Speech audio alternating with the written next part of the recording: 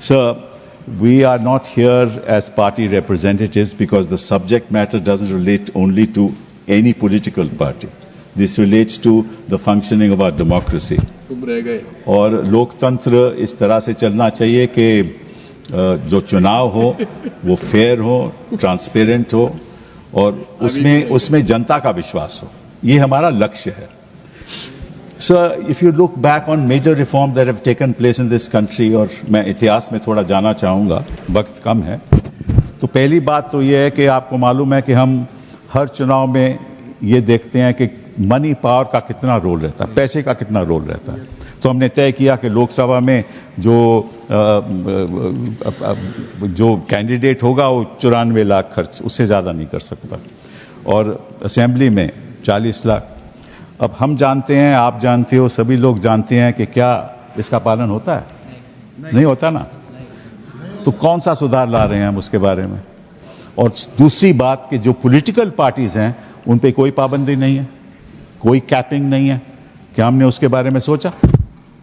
Political party जितना मर्जी खर्च कर रहे हैं, और मतलब कि जो पैसा बह रहा होता है तो हम देखते हैं किस तरह से बह रहा है.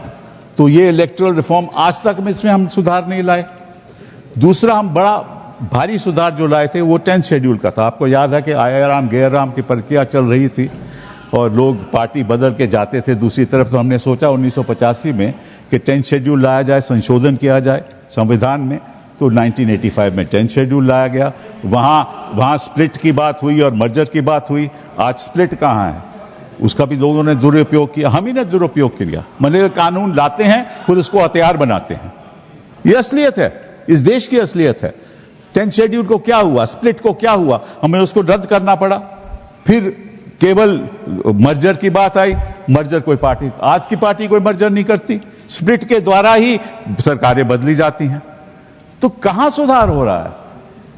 जो भी कानून आता है उसका हम खुद लोग उल्लंघन करते हैं.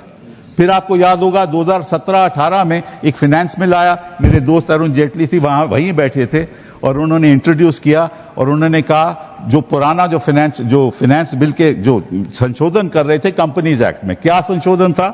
पहले था कि कोई कंपनी जो 3 साल की उसकी काम नहीं है तो वो कोई कंट्रीब्यूशन नहीं दे सकती. उन्होंने उसको चेंज कर दिया. आप कंपनी आज इनकॉर्पोरेट करो, कल आप कंट्रीब्यूशन दे सकते हो. फिर दूसरा था कि जब तक वो 7.5% प्रॉफिट्स, नेट प्रॉफिट से ज्यादा नहीं कंट्रीब्यूट कर सकती, उसको रद्द कर दिया. अब जितना मर्जी कंट्रीब्यूट कर सके. तो मतलब कि आप सुधार तो लाते हैं लेकिन उसी का दुरुपयोग करते हैं. फिर साथ साथ में ये भी हुआ कि उसका नतीजा ये हुआ कि 6,000 करोड़ एक पार्टी को चले गया. एक ही पार्टी को 6,000 करोड़ मिला. नहीं तो एक minute just, I am not saying anything. I am not saying anything, sir. I am just trying to. I'm not. See, so वो क्या हुआ, उसका नतीजा क्या हुआ कि कोई भी पार्टी कितना भी पैसा दे दे. साथ में जब फंड देना पड़ता था तो रेजोल्यूशन होता था बोर्ड का कि किस पार्टी को फंड दे रहे हो, वो भी रद्द कर दिया. सो अभी किसी पार्टी को फंड दो, नाम नहीं, इलेक्टोरल बॉन्ड वो खत्म हो गया. सुप्रीम कोर्ट ने कह दिया कि यह संवैधानिक था. तो जो मेजर जो सुधार लाए हो उसका तो आप उल्लंघन करते हो.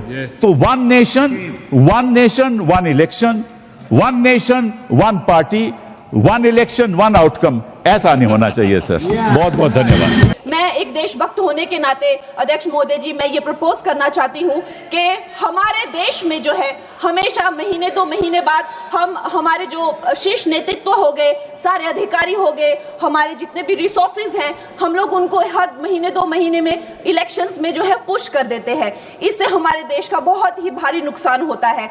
और मैं ये चाहूंगी कि वन नेशन वन इलेक्शन जो नरेंद्र मोदी प्रधानमंत्री जी जो कहते हैं कि एक वोटिंग जो है डेमोक्रेसी के उत्सव के रूप में, जैसे कि दिवाली होती है, होली होती है, उस रूप में मनाया जाए. क्योंकि ये सिर्फ सरकार का ही नुकसान नहीं है. 10,000 करोड़ से ज्यादा का जो नुकसान होता है सिर्फ वही नहीं है, लेकिन मुझे लगता है कि धीरे धीरे हमारे जो नागरिक भी है उनमें जो वोटिंग फटीक है, बार बार उन्हें जागरूक करना, बार बार कई जगहों से जहां वो काम करते हैं वहां से उनको ट्रैवल करके अपने नेटिव प्लेसेस पे आना और बार बार मार्केटिंग करके, it is exhausting for the whole ecosystem. तो मैं ये प्रपोज करना करना चाहती हूँ कि वन नेशन वन इलेक्शन को लाया जाए और ये जो भी हमें जिस तरह की जो असुविधा होती है हर महीने 2 महीने में इलेक्शंस की, उससे जो है हम बच सकते हैं। हम जनता के प्रतिनिधि हैं, हम यहाँ पर उनकी आवाज लेकर आते हैं, हम कुछ सीखने आते हैं, हम नए सांसद हैं। इन्होंने संसद अगर पिछले 2-3 दिन को छोड़ा जाए तो साल भर शायद ही थोड़ा चलने दिया है। एसआईआर कर करके इन्होंने यहाँ पे तमाशे किए, लेकिन अब जब इनको बोलने की बारी आई एसआईआर पे, तो अध्यक्ष महोदय जी हम देख रहे हैं कि कल leader of opposition Rahul Gandhi ji ने, मुझे लगा क्या खुलासा होगा, हम भी बड़े उत्सुक थे, सारी साल हमने एक ही शब्द सुना है, अब ये क्या ग्रैंड रेवलेशन होगी। लेकिन राहुल गांधी जी जो लीडर ऑफ ऑपोजिशन है, उन्होंने कल जब कहा खादी है, खादी में धागे हैं, धागे में लोग हैं, लोगों के अंदर, उनको जब कहा गया कि आप पॉइंट की बात कीजिए, तो उन्होंने कहा कि मैं अपना फ्रेम कर रहा हूं, मैं अपना आर्ग्यूमेंट फ्रेम कर रहा हूं। और इतनी देर बाद जब वो फ्रेम करके पहुंचे तो ले देकर वो वापस उसी अंतर्राष्ट्रीय मूल की महिला, अध्यक्ष जी मैं एक महिला होने के नाते आपसे रिक्वेस्ट करना चाहती हूं कि every woman is entitled to her dignity. वो अंतर्राष्ट्रीय मूल की है, विदेशी महिला है, लेकिन उन्होंने कितनी बार आकर उन्होंने सोशल मीडिया पे कहा है कि मैं कभी भारत नहीं गई हूं, मेरा हरियाणा चुनाव से कुछ लेना देना नहीं है। लेकिन फिर भी ये लोगों ने बिना किसी ठोस सबूत के उनका यहाँ पे फोटो बना के उन्होंने उनको उछाला, यहाँ पे उनकी तस्वीर उछाली यहाँ पर और यहाँ पर ब्लैक कार्ड यूज करना भी अलाउ नहीं है। इन्होंने फिर भी नियमों का उल्लंघन किया। मैं चाहती हूँ सबसे पहले तो मैं इस सदन की तरफ से उन महिला से बहुत ही माफी मांगती हूँ कि इस सदन में बिना कि उनकी आजकल जो पर्सनैलिटी राइट्स का भी एक बहुत बड़ा क्राइम होता है, उसके उपरांत उनका फोटो यहाँ यूज किया गया, मुझे बहुत खेद है। भारतीय संसद की तरफ, संसद भवन की तरफ से हम उनसे माफी मांगते हैं। और ये देखिए महिलाओं का हमेशा ये अपमान करते हैं, लेकिन हमारे प्रधानमंत्री चाहे बेटी बचाओ बेटी पढ़ाओ हो, महिलाओं को शौचालय देने से लेकर, महिलाओं को गैस देने से लेकर, महिलाओं को जो है वो छात्रवृत्ति न जाने कितनी ऐसी योजनाएं हैं। कांग्रेस वालों शायद तुम लोग ये समझ नहीं पा रहे हो, ईवीएम्स हैक नहीं करते हैं प्रधानमंत्री लोगों के दिलों को हैक करते हैं। और ये लोग दुहाई देते हैं कि वो जो पुराने जमाने के दकियानूसी, वो जो चिट कागज पे लिखकर जो मतदान होता था वो सबसे अच्छा था। ये लोग भूल गए वो दिन, आप लोग भूल गए वो दिन। इंदिरा गांधी वर्सेस राज नारायण का केस, उसको जो है इतिहास में the case that shook the nation के नाम से जाना जाता है। उस पर मैंने एक फिल्म भी बनाई हुई है। वोट चोरी और वोटों की धांधली के लिए एक प्रधानमंत्री पे एक साधारण से नेता ने केस किया था और उस धांधली में वो पकड़ी गई थी।